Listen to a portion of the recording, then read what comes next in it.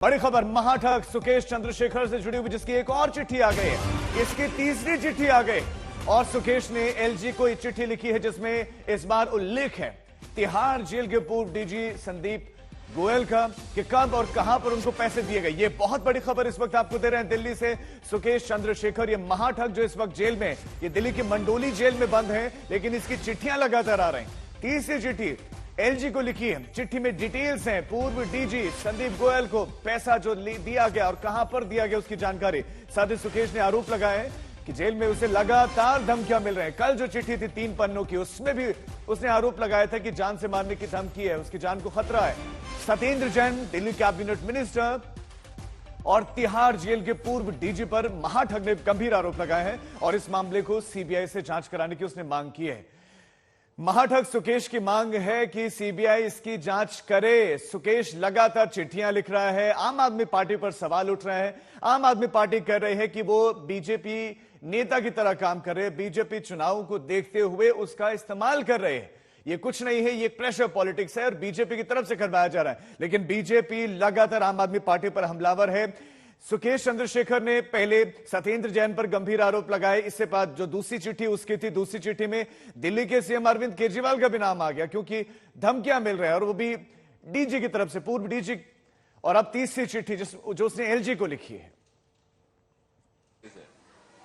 ये शराब घोटाला वालों, जो शराब माफिया, उनसे भी वसूली करते हैं। ये बिजली कंपनियों से भी वसूली करते हैं।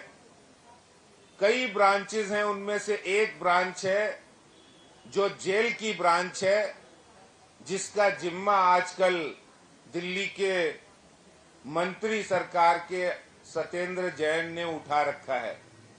और ऐसे वसूली एजेंट सत्येंद्र जैन के निर्देश पर कलकत्ता के अंदर, कोलकाता के साल्ट लेक में उनको सारा पैसा मुहैया कराएगा। आपको शायद जानकारी होगी कि जिस समय सत्येंद्र जैन के मनी लॉन्ड्रिंग केस जब आया सामने, तो उसमें कोलकाता का बहुत जिक्र था।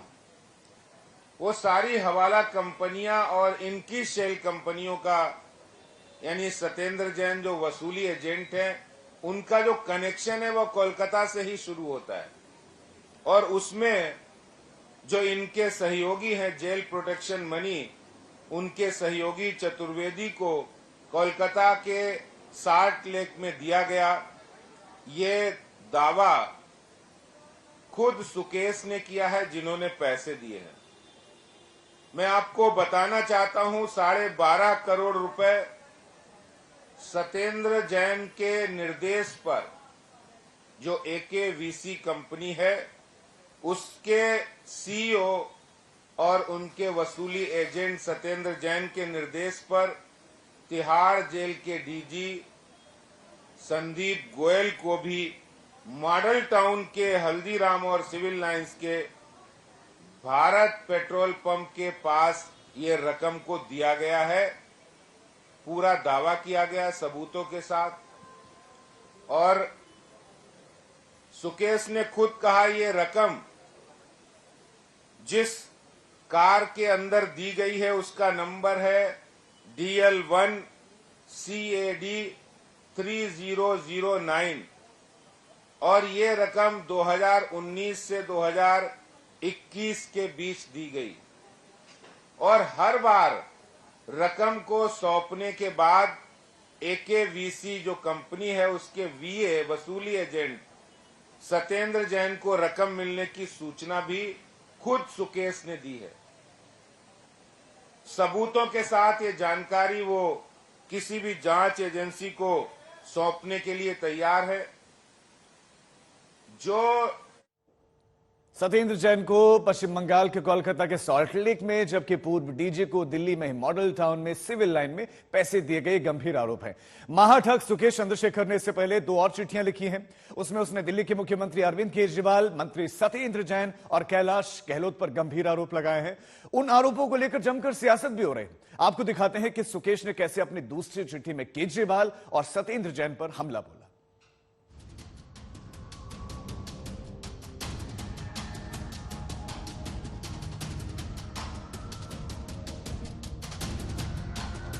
कट्टर कट्टर बेईमान अरविंद केजरीवाल।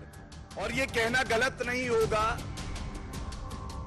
कि ऐसा कोई सगा नहीं जिसे महाठग अरविंद केजरीवाल ने ठगा नहीं। एक अब नई निकलने वाली है बीजेपी की मनोहर कहानियां।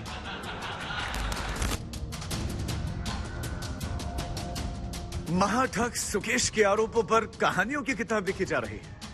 सुकेश के बहाने चुनावी दांव चले जा रहे हैं। घोटाले के इर्द गिर्द बुनी जा रही कहानियों में एक तरफ आम आदमी पार्टी है तो दूसरी तरफ बीजेपी, और कहानी का असल किरदार है महाठग सुकेश चंद्रशेखर। सुकेश की पहली चिट्ठी 1 नवंबर को सामने आई थी। उसमें केजरीवाल के मंत्री सत्येंद्र जैन पर गंभीर आरोप था।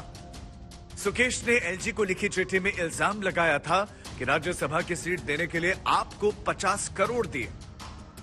सत्येंद्र जैन ने प्रोटेक्शन मनी के रूप में 10 करोड़ रुपए लिए। तत्कालीन तिहाड़ जेल के डीजी संदीप गोयल ने भी 12.5 करोड़ लिए। मंडोली जेल से महाठग सुकेश चंद्रशेखर का ये महाधमाका था। इन खुलासों के महज 4 दिन बाद ही उसी जेल से एक और धमाका सुकेश ने कर डाला। सुकेश चंद्रशेखर ने मंडोली जेल से अपने हाथों से लिखी चिट्ठी वकील के जरिए मीडिया को जारी की। सुकेश ने अपनी इस चिट्ठी में 3 बड़े नामों का जिक्र किया। पहला नाम लिखा मुख्यमंत्री अरविंद केजरीवाल का। दूसरा नाम है जेल में बंद मंत्री सत्येंद्र जैन का। और तीसरा नाम है केजरीवाल के एक और मंत्री कैलाश गहलोत का। अरविंद केजरीवाल खुद कट्टर बेईमान महाठग, उनके दूसरे ठग कट्टर बेईमान 5 महीने से जेल की सलाखों के पीछे है, बेल नहीं हुई है। तो महाठग अरविंद केजरीवाल, एक ठग सत्येंद्र जैन और तीसरे ठग कैलाश गहलोत। अपनी दूसरी चिट्ठी में सुकेश ने एलजी को लिखी चिट्ठी का हवाला दिया है। उसने आरोप लगाए हैं कि एलजी ने सत्येंद्र जैन की शिकायतों के बाद अब उसे धमकाया जा रहा है। लेकिन सुकेश की दूसरी चिट्ठी में जो सबसे बड़ा इल्जाम है वो है अरविंद केजरीवाल पर। मंडोली जेल में बंद सुकेश ने अरविंद केजरीवाल से 7 सवाल किए हैं। उसे पहला सवाल पूछा है कि आपने मुझे देश का सबसे बड़ा ठग बताया, फिर आपने किस आधार पर मुझसे राज्यसभा सीट के लिए 50 करोड़ लिए। दूसरा सवाल, केजरीवाल जी आपने मुझे 20 से 30 लोगों से सीट के बदले 500 करोड़ जुटाने को क्यों कहा। तीसरा सवाल यह कि आप 2016 में 50 करोड़ की डील पूरी होने के बाद मिस्टर जैन के साथ मेरी डिनर पार्टी में क्यों शामिल हुए। चौथा सवाल, केजरीवाल जी आप भास्कर राव को आप में शामिल कराने को लेकर मुझ पर लगातार दबाव क्यों बनाते रहे। पांचवा सवाल, 2017 में तिहाड़ जेल में मुझसे मिलने पहुंचे सत्येंद्र जैन के फोन के जरिए आपने मुझसे बात क्यों की। छठा सवाल कि 2017 में मेरी गिरफ्तारी के बाद आपने मुझसे क्यों कहा कि सब कुछ ठीक है, फिर भी कोई बात हो तो मिस्टर जैन को बताएं।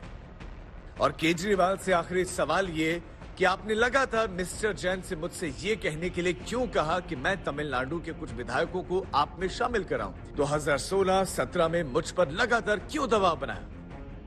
पहला है महाठग, किंग पिन, सरगना जो है अरविंद केजरीवाल, उनका जो रिश्ता है ठगों से वो ऐसा है कि 2 जिस्म में 1 जान। और ये रिश्ता केवल इनकमिंग का नहीं है कि इनकमिंग कॉल आ गई, ये रिश्ता आउटगोइंग कॉल का भी है। ठग तुम कहां हो, महाठग को कुछ काला धन दिया नहीं और आके दे दो। बीजेपी को मौका मिल गया है। महाठग की दूसरी चिट्ठी के सामने आते ही आप पर निशाना साध रही है। एमसीडी चुनाव से ठीक पहले हर कोई इस मसले पर सियासी रोटी सेकने की तैयारी में है। दिल्ली से अरविंद ओझा के साथ आज तक ब्यूरो। दिल्ली के जहांगीरपुरी में रामनवमी जुलूस के दौरान हुई हिंसा के मास्टरमाइंड अंसार और जाकिर को पुलिस ने फिर से गिरफ्तार कर लिया है। अंसार और जाकिर पर जमानत मिलने के बाद जुलूस निकालकर माहौल बिगाड़ने की कोशिश का आरोप है। अंसार और जाकिर दोनों ही जहांगीरपुरी हिंसा के आरोपी हैं और उनके साथ ही पुलिस ने अरबाज और जुनैल को भी गिरफ्तार किया है। अदालत से अंसार और जाकिर को जमानत मिली थी, मगर जमानत मिलने के बाद दोनों ने शांति भंग करने की कोशिश की, यह आरोप उन पर। ऐसे में उन्हें एक बार फिर से पुलिस ने गिरफ्तार कर लिया है। यह बड़ी खबर, अंसार, जाकिर समेत 4 की गिरफ्तारी हुई है। जहांगीरपुरी हिंसा की जांच क्राइम ब्रांच कर रही है और अंसार, जाकिर के खिलाफ चार्जशीट तक दाखिल हो चुके हैं।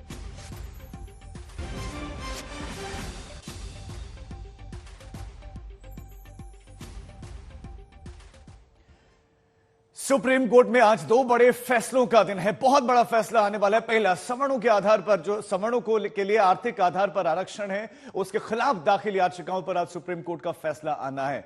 103वां कॉन्स्टिट्यूशनल अमेंडमेंट, उसको चैलेंज किया गया है। तो दूसरा मामला झारखंड के मुख्यमंत्री हेमंत सोरेन से जुड़ा हुआ है। सुप्रीम कोर्ट आज दोनों ही मामलों में फैसला देगा। मुख्यमंत्री हेमंत सोरेन के खिलाफ केस चलेगा या फिर उनको राहत मिलेगी।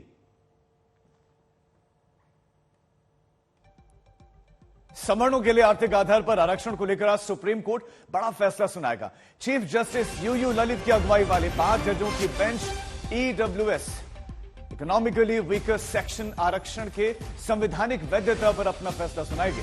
7 दिनों की लगातार सुनवाई के बाद सुप्रीम कोर्ट की स्पेशल बेंच ने 27 सितंबर को अपना फैसला सुरक्षित रख लिया था, 27 सितंबर को, और आज इस पर फैसला सुनाया जाएगा संभवतः 10:30 बजे। ईडब्ल्यूएस आरक्षण के खिलाफ दायर अर्जी में इस 10% आरक्षण को संविधान की मूल भावना के खिलाफ बताया गया। जो मूल स्ट्रक्चर है संविधान का, उस पर बताया जा रहा है कि यह दरअसल उसका उल्लंघन है, ये आरोप।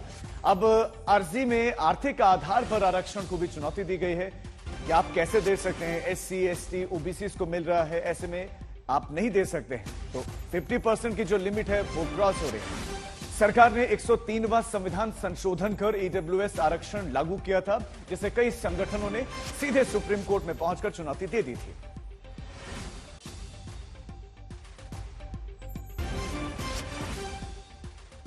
हमारे 2 संवाददाता इस खबर पर और ज्यादा जानकारी देंगे। संजय शर्मा हमारे साथ हैं और अनिशा माथुर हमारे संवाददाता हमारे साथ हैं। संजय, बहुत महत्वपूर्ण दिन है, 10:30 बजे तकरीबन इस मामले पर फैसला आएगा। सुप्रीम कोर्ट में क्या क्या रहा, अलग अलग पक्षों की क्या क्या दलीलें रही इस मसले को लेकर? सुप्रीम कोर्ट में अलग अलग पक्षकारों की दलील ये रही कि सबसे पहले तो याचिकाकर्ताओं ने कहा कि 130वां संविधान संशोधन है, ये संविधान की आत्मा के खिलाफ है, क्योंकि संविधान में जब आरक्षण का प्रावधान किया गया उस समय शैक्षिक और सामाजिक और शैक्षिक रूप से पिछड़े हुए वर्ग को आरक्षण देने की बात करके उन्हें मुख्य धारा में शामिल करने की बात की गई।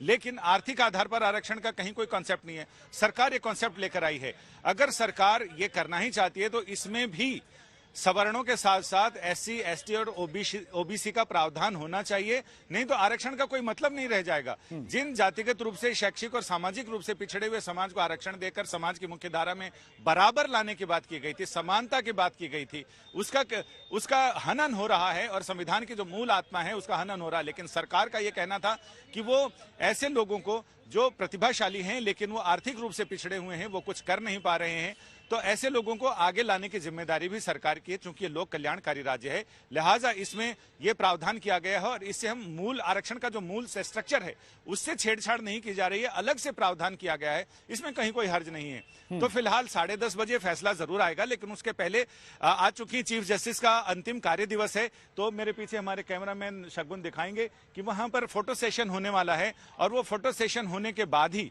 फिर सारे जजेज अपनी अपनी कोर्ट रूम में जाएंगे और वहां जाकर सबसे पहला 1501 नंबर ये फैसला है जो चीफ जस्टिस के कोर्ट में सुनाया जाना है। संविधान पीठ बैठेगी, संविधान पीठ फैसला सुनाएगी और जो कॉज लिस्ट से हम समझ पा रहे हैं उसके मुताबिक ऐसा लग रहा है कि शायद 2 फैसले आएंगे, जिसमें से चीफ जस्टिस और जस्टिस दिनेश माहेश्वरी का एक फैसला है और बाकी 3 जजेज का एक फैसला है, ऐसा हम समझ पा रहे हैं। लेकिन कई लोग ये इसको इंटरप्रेट कर रहे हैं कि हो सकता है कि 4 फैसले आए, लेकिन ये तो तय है कि अलग अलग मंतव्य आ रहे हैं।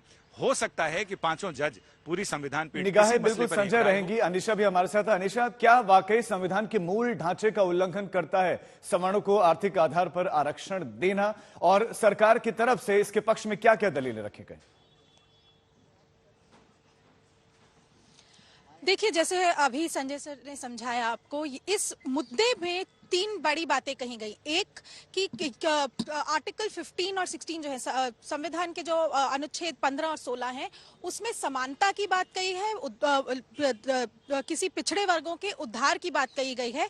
और इंदिरा साहनी की जो जजमेंट है और साथ ही साथ रिजर्वेशन पे और भी कोई जजमेंट्स आई हैं उनमें साफ तौर पे कहा गया है कि अव्वल तो 50% से ज्यादा आप रिजर्वेशन दे नहीं सकते, और जो रिजर्वेशन है वो सिर्फ इकोनॉमिक क्राइटेरिया के मुद्दे पर नहीं हो सकती, वो socially, educationally and economically backward, यानी कि सोशली बैकवर्डनेस भी होनी चाहिए, आप पढ़ाई लिखाई में भी पिछड़े हों, आपके पॉलिटिकली सोशली पिछड़े हों, और आपके पास पैसा भी ना हो, तब ये सभी क्राइटेरिया को साथ में रखना जरूरी है रिजर्वेशन के लिए। ये पहले की जजमेंट्स हैं।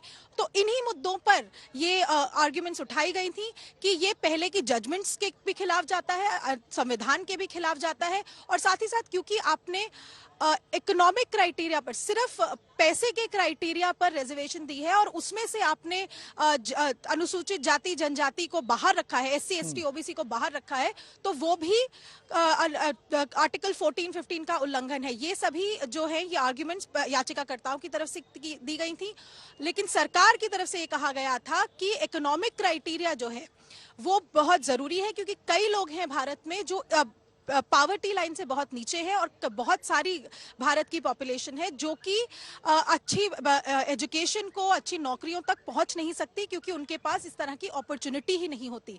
हालांकि ये भी याद रखिएगा कि जो 8 लाख इनकम क्राइटेरिया सरकार ने बनाया था उस पर सुप्रीम कोर्ट ने स्वयं भी सवाल उठाए थे कि आपने ये क्राइटेरिया किस बूते पर बनाया है, किस क्राइटेरिया पर बनाया है कि 8 लाख का कट ऑफ जो आपने रखा है कि एनुअल इनकम परिवार की 8 लाख से कम होनी चाहिए। दूसरी बात कोर्ट ने यह भी पूछी थी कि इकोनॉमिक क्राइटेरिया जो है वो कोई सेट क्राइटेरिया नहीं है। एक जनरेशन जो है अगर गरीब है भी तो दूसरी जनरेशन उसको पलट सकती है। तो आप ये कैसे कह सकते हैं कि किस परिवार को आप इस तरह से आइडेंटिफाई करेंगे और कहां तक आप आइडेंटिफाई करेंगे, क्योंकि जो अनुसूचित जाति जनजाति या पिछड़े वर्ग के लोग हैं वो सोशली बैकवर्ड है, तो वो आइडेंटिफाइबल हैं। तो आप आइडेंटिफाई कैसे कर रहे हैं किसी को, ये हमें समझाइए। तो इन्हीं सब मुद्दों पर आज जजमेंट आनी है। हालांकि सरकार ने कहा है कि देखिए हम इकोनॉमिक क्राइटेरिया पर कर रहे हैं, ये उद्धार के लिए किया गया प्रावधान। पैमाना सरकार का क्लियर है कि तो आर्थिक आधार पर हम कर रहे हैं। Sanjay, attorney general, solicitor general, उन्होंने अपनी तरफ से दलील रखी थी। एक ये भी कहा जा रहा है कि 50% की जो लिमिट एक्सीड हो रही है, इस पर क्या कहना है?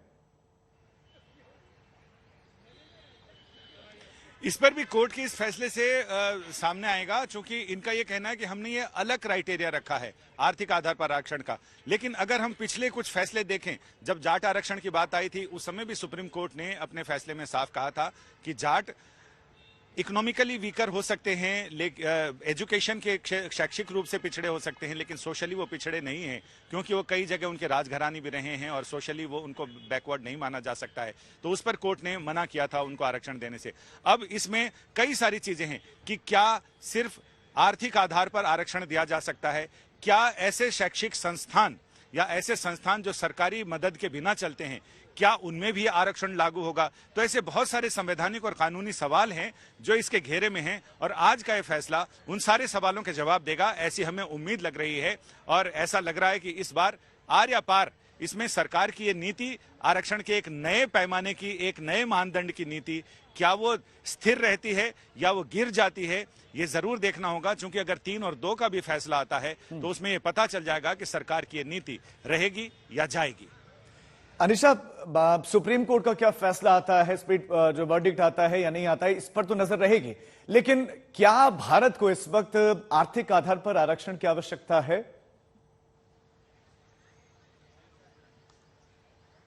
देखिए, ये जो सवाल आप हमसे पूछ रहे हैं थोड़ा टेढ़ा सवाल है जवाब देने के लिए, क्योंकि अगर आप सभी आर्ग्यूमेंट्स इस मुद्दे पर जो हुई हैं उनको देखें, भारत में बहुत सारी पॉपुलेशन जो है वो आर्थिक रूप से काफी कमजोर है, बहुत सारी पॉपुलेशन जो है वो इकोनॉमिकली वीकर सेक्शन के अंतर्गत आती है, जिसके अंतर्गत उनको फिर राशन पानी बाकी स्कीम्स की सुविधाएं मिलती हैं। लेकिन जब आप रिजर्वेशन की बात करते हैं और खासतौर से एजुकेशन और नौकरी दोनों में, पढ़ाई और नौकरी दोनों में रिजर्वेशन की बात करते हैं, तब थोड़ा क्राइटेरिया, थोड़ा अलग तरीके से मापदंड को देखा जाता है कि क्या आपको किसी तरह से क्लासरूम में बैठने से रोका जा रहा है, या क्लासरूम तक आने से रोका जा रहा है, या नौकरी करते समय ऑफिस के अंदर आने से या ऑफिस किसी के साथ बैठकर काम करने से रोका जा रहा है। अनीशा, अभी आप कंटिन्यू कीजिएगा, मैं लौटूंगा आपके पास। बिहार में कल 2 सीटों पर उपचुनाव के नतीजे आए। मोकामा सीट आरजेडी के खाते में गई तो गोपालगंज सीट बीजेपी की। लेकिन गोपालगंज में वोटों का जो गणित सामने आया उसने सभी को चौंका दिया। यहां पर अगर ओवैसी की पार्टी सेंधमारी नहीं करती तो आरजेडी ये सीट जीत सकती थी।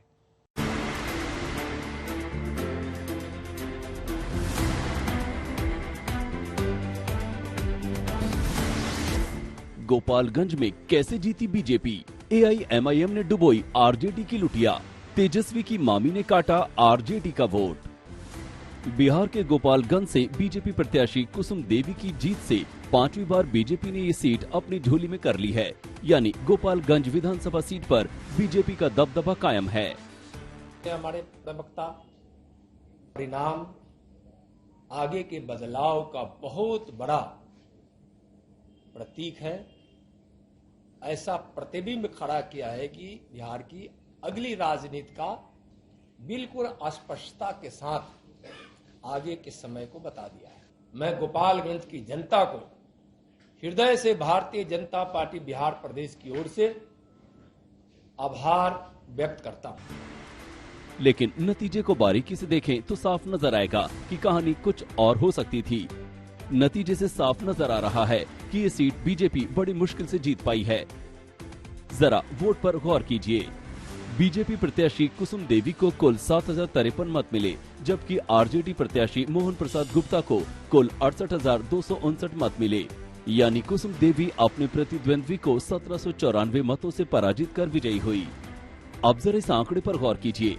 एआईएमआईएम के प्रत्याशी अब्दुल सलाम को 12,214 मत मिले और वो तीसरे नंबर पर रहे, और बहुजन समाज पार्टी की प्रत्याशी इंदिरा यादव को कुल 8,854 मत मिले और वो चौथे स्थान पर रही। इंदिरा यादव डिप्टी सीएम तेजस्वी यादव की मामी है। साफ है कि महागठबंधन के वोट में ओबीसी की पार्टी और तेजस्वी की मामी ने सेंध लगाई और आरजेडी उम्मीदवार मामूली वोट से हार गए। विरोधी पार्टियां पहले से ही ओबीसी को बीजेपी की बी टीम बताती रही हैं। गोपालगंज के नतीजे के बाद ओबीसी पर इन आरोपों का वार फिर से तय है। सुनील कुमार तिवारी, गोपालगंज, आज तक। सवर्णों के लिए आर्थिक आधार पर आरक्षण को लेकर सुप्रीम कोर्ट में अब से चंद मिनटों के बाद फैसला आने वाला है। चीफ जस्टिस यूयू ललित का आज आखिरी दिन, कार्य दिवस उनका आखिरी, और एक बहुत बड़ा मसला है जिस पर फैसला सुनाना है उनको, वो है ईडब्ल्यूएस आरक्षण पर। 5 जजों की बेंच इस पर फैसला सुनाएगी, जिसमें चीफ जस्टिस यूयू ललित शामिल है। उन्हीं की अगुवाई में इस मामले पर सुनवाई हुई है। ईडब्ल्यूएस आरक्षण की संवैधानिक वैधता पर फैसला आएगा। आसान शब्दों में समझिए, आर्थिक रूप से जो सक्षम नहीं है, जो कमजोर तबका है, उनको 10% आरक्षण केंद्र सरकार ने दिया। 2019 में फैसला लिया गया और संसद से पास किया गया, लेकिन उसके बाद इसको सुप्रीम कोर्ट में चुनौती दे दी गई। आज आखिरी वर्किंग डे चीफ जस्टिस का, और उनको इसी पर फैसला सुनाना है कि क्या आर्थिक रूप से आरक्षण सवर्णों को अब मिलेगा या फिर नहीं। ये बहुत बड़ा मसला है।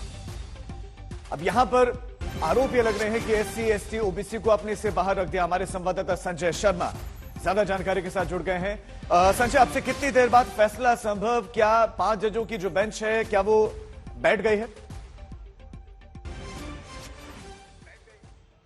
अभी अभी जस्ट फोटो सेशन संपन्न हुआ है और उम्मीद की जा रही है कि अगले 1-2 मिनट में बेंच बैठ जाएगी, और इसके बाद फिर चूंकि अभी सारे लोग अपने चैम्बर में जाएंगे और चैम्बर में जाकर फिर वहां से अपने अपने कोर्ट रूम में जाएंगे। तो अभी अभी जस्ट फोटो सेशन खत्म हुआ है ये ऊंचे चबूतरे पर, और यहां पर से फोटो सेशन के बाद सारे जजेज अपने अपने चैम्बर्स की तरफ गए हैं। चैम्बर से वो अपने कोर्ट रूम में आएंगे। अगले 3 से 5 मिनट में उम्मीद की जा रही है कि बेंचेज बैठ जाएंगी और फैसला सुनाने का काम शुरू हो जाएगा। अब संजय, अलग अलग मसलों पर जरा विचार कर लेते हैं, क्योंकि इससे पहले अलग अलग समुदाय गए, जाति के आधार पर आरक्षण की उन्होंने मांग की, लेकिन यहां पर मसला अलग है। यहां पर आर्थिक आधार पर आरक्षण दिया गया है और उसी को चुनौती दी गई है। इस बात की संभावना कितनी कि सुप्रीम कोर्ट इस पर राजी हो जाए कि आर्थिक आधार पर आरक्षण दिया जा सकता है? ये तो बिल्कुल पतंग उड़ाने जैसा होगा, जिसमें हम ये अंदाजा लगाएं। लेकिन ऐसा लग रहा है अभी तक कॉल लिस्ट में जो हमने पढ़ा है उसके मुताबिक, हम जो अंदाजा लगा रहे हैं उसके मुताबिक 2 फैसले आएंगे और 2 फैसले में फिर क्या सरकार की जो नीति है 10% आर्थिक रूप से पिछड़े लोगों को आरक्षण देने की, क्या वो नीति सुप्रीम कोर्ट उसे अपनी हरी झंडी दे देता है या फिर वो अटक जाती है, ये देखना दिलचस्प होगा। क्योंकि ये तो लग रहा है कि 3-2 से फैसला आएगा, लेकिन 3-2 में चीफ जस्टिस और जस्टिस दिनेश माहेश्वरी का एक फैसला आ रहा है, ऐसा लग रहा है कॉल लिस्ट में जैसा लिखा उससे, और बाकी जजेस का एक फैसला आएगा। तो अगर 2 फैसले भी आते हैं तो 3-2 में कौन सा ग्रुप जजों का, कौन सी पीठ के 2 हिस्से विभक्त जजमेंट आएगा, तो ऐसे में कौन सा हिस्सा है वो उसको अपहेल्ड करेगा, कौन सा हिस्सा रोकेगा, ये बिल्कुल इसमें अंदाजा नहीं लगाया जा सकता है। और इसमें तब तक हमें इंतजार करना पड़ेगा जब तक फैसला सुना न दिया जाए। इसमें एक संजय जो बात कही गई कि SC, ST, OBC को आपने बाहर कर दिया, क्या ये आधार रहा कि आपके पास तो पहले से आरक्षण है, आपको तो आरक्षण मिल रहा है, लेकिन ये जो आरक्षण है ये सवर्णों के लिए है और उनके लिए है, वीकर सेक्शन के लिए, तो ऐसे में जब उनको तो मिल रहा है इसलिए उनको इंक्लूड नहीं किया गया। लेकिन एक तबका है वो ये भी कह रहे हैं कि इसका असर पड़ेगा, इस आर्थिक आधार पर मिल रहे आरक्षण का असर जो पहले से कोटा सिस्टम बना हुआ है उस पर पड़ेगा। जी हाँ, बिल्कुल, याचिकाकर्ताओं का यही कहना है कि जब आर्थिक, शैक्षिक और सामाजिक रूप से पिछड़े लोगों को आरक्षण का लाभ देने की बात संविधान में कही गई है, तो सिर्फ आर्थिक आधार पर किसी वर्ग को आरक्षण दिया जा सकता है? क्या ये 103वां संशोधन जो किया गया है सरकार की ओर से, क्या ये संविधान की आत्मा का हनन नहीं होगा? इन तमाम मुद्दों पर कोर्ट विचार कर रहा है और ये भी सवाल उठाए गए कि जो ऐसे संस्थान जो सरकारी मदद के बिना चलते हैं, क्या वहां पर भी इस आरक्षण की छाया जाएगी? क्या सरकार सिर्फ आर्थिक आधार पर आरक्षण दे सकती है? 50% से ज्यादा का क्या क्रॉस किया जा सकता है? ये तमाम ऐसे मुद्दे हैं जिनका फैसला इन सवालों के जवाब उस फैसले से आ जाएंगे, मिल जाएंगे, ऐसी उम्मीद लग रही है। संजय लौट रहा हूं, बड़ी खबर आपको देते हैं। आपसे कुछ ही देर बाद फैसला संभव है। 5 जजों की बेंच आपसे कुछ देर बाद फैसला सुनाने वाली है। फोटो सेशन हुआ है, वो इसलिए हुआ है क्योंकि आज आखिरी कार्य दिवस है चीफ जस्टिस यूयू ललित का, उनका लास्ट वर्किंग डे है और अब नए चीफ जस्टिस मिलेंगे। लेकिन इस बीच में बड़ी खबर आपको देते हैं, आज उनको अपने आखिरी कार्य दिवस में बहुत बड़ा फैसला सुनाना है और बहुत बड़ा फैसला है आर्थिक रूप से असक्षम लोगों को जो आरक्षण दिया गया उस पर। ऐसे में खबरें ये भी मिल रही है कि संभवतः बंटी हुई राय हो सकती है।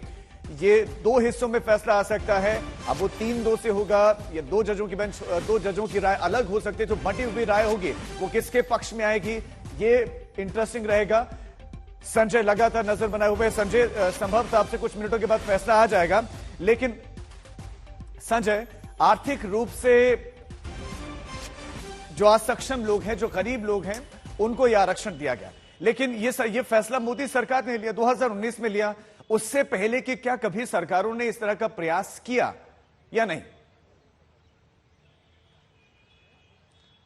इससे पहले मराठा आरक्षण, जाट आरक्षण, इनको लेकर प्रयास जरूर हुए, लेकिन ये अभी तक कामयाबी किसी को नहीं मिली है। यानी ये फैसला अपने आप में मील का पत्थर होगा, जो ये आगे की राह आसान करेगा या मुश्किल करेगा या राह बंद करेगा। ये अपने आप में बहुत बड़ा फैसला होने वाला है। जो 3-2 से जो भी फैसला आएगा वो अपने आप में मील का पत्थर होगा और भारत के लोकतंत्र और संविधान के इतिहास में जाहिर है कि ये एक माना पाथ ब्रेकिंग जजमेंट आएगा। संजय, क्या क्या उम्मीद लग रही है कि अब से कितनी देर बाद इस पर फैसला संभव है? क्या बैठ गए हैं? क्योंकि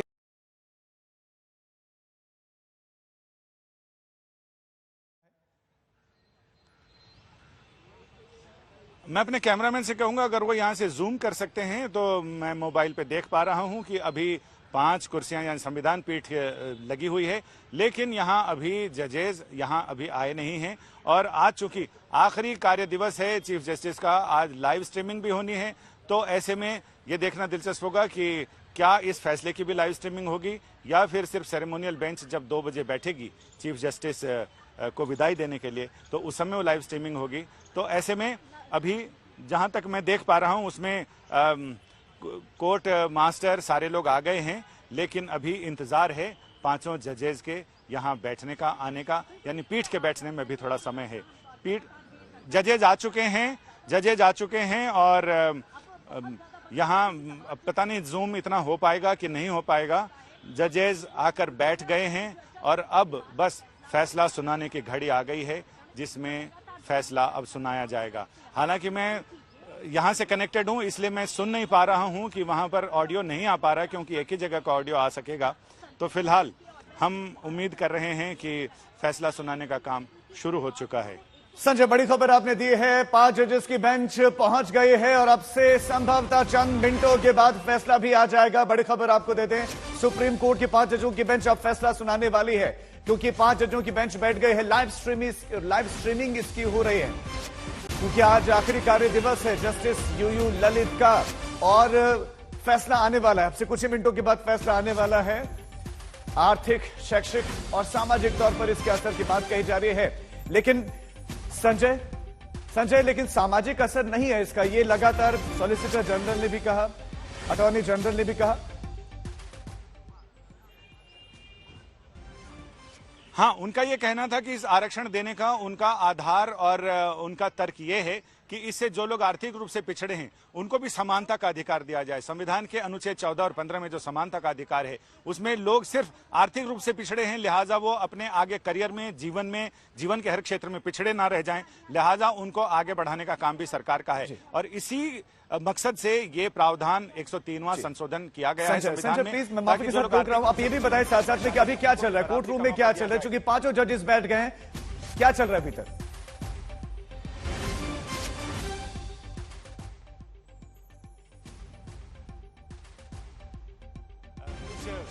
मशवरा भी किया है इन्होंने, आपस में बातचीत भी की है। और ऐसे में चूंकि मैं स्टूडियो से कनेक्टेड हूं, तो मैं सिर्फ देख पा रहा हूं, मैं सुन नहीं पा रहा हूं कि आखिर वहां पर चल क्या रहा है। तो ऐसे में मेरी सहयोगी अनीशा माथुर वो कोशिश कर रही हैं कि वो सुने और वो मुझे बताएं, क्योंकि यहाँ पर हम देख तो जरूर पा रहे हैं, लेकिन ऑडियो एक ही जगह का मिल सकता है। अगर मैं यहाँ का ऑडियो ऑन करूंगा तो जाहिर है कि मैं स्टूडियो में आपकी बात नहीं सुन पाऊंगा। बिल्कुल, मैं संजय, मैं बिल्कुल आपसे रिक्वेस्ट करूंगा कि अनीशा को भी बिल्कुल आप नजदीक ले आए, ताकि कोर्ट रूम के भीतर क्या कुछ चल रहा है वो एक एक इंफॉर्मेशन यहां पर आज तक के दर्शकों को मिल सके। जस्टिस दिनेश माहेश्वरी अभी राय पढ़ रहे हैं, ये इस वक्त की बड़ी खबर आपको दे दें। जस्टिस, चूंकि 5 जजों की बेंच है, उसमें से एक जज इस वक्त अपनी राय पढ़ रहे हैं। 5 जजों की बेंच की 4 राय संजय, 4 राय की अभी सूचना मिल रही है कि 4 राय, 5 जजों की बेंच में 4 अलग अलग राय।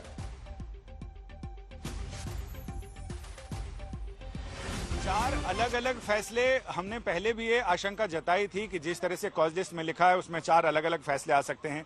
फिलहाल अभी चीफ जस्टिस और जस्टिस दिनेश माहेश्वरी, इनका एक फैसला है, तो जस्टिस माहेश्वरी अपना फैसला पढ़ रहे हैं। बाकी जजेज क्या एक साथ उनका एनोनिमस फैसला होगा या बाकी 3 जजों का, या वो अलग अलग फैसले पढ़ेंगे, ये सचमुच अभी देखने वाली बात होगी।